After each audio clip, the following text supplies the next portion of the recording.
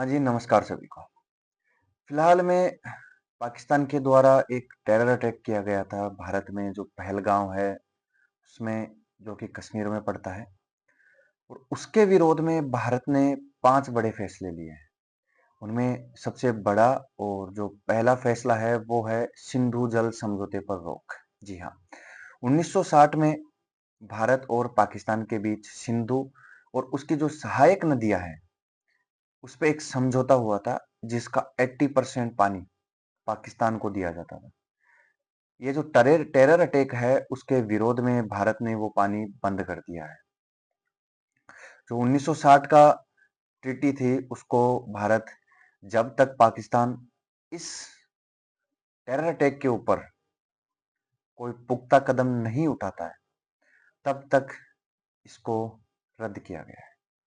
इसके बाद में दूसरा जो भारतीय का बड़ा फैसला है वो है अटारी बॉर्डर बंद होगा।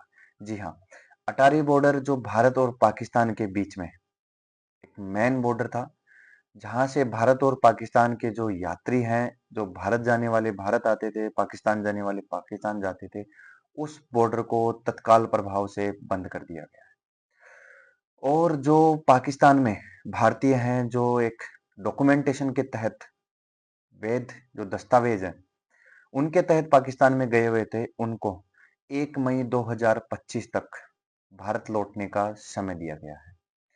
तीसरा जो बड़ा फैसला है वो है पाकिस्तानियों की नो एंट्री। इसका मतलब है कि अब जो शार्क वीजा स्कीम थी उसके तहत पाकिस्तानी भारत में आते थे, यहाँ पे पढ़ाई वगैरह करते थे, यहाँ पे जो टूरिस्ट है उसके रूप में वो आते थे, उसको भी भारतीय सरकार के द्वारा तत्काल प्रभाव से बंद कर दिया गया है और उनको 48 हावर्स यानी 48 घंटों के अंदर अंदर भारत को छोड़ के अपने देश लौटने की चेतावनी दे दी गई है। इसके बाद में आगे भारत में दूतावासों में कम होंगे स्टाफ। जी हाँ, भारत में जो पाकिस्तान के दूतावास हैं उनसे भारत स्टाफ कम करने का एडवाइजरी जारी कर चुका है, जहां पे 55 स्टाफ का जो एक दाखिला था पूरा, उसको कम करके वो स्टाफ 30 तक रहने का ही एडवाइजरी जारी कर दी गई है।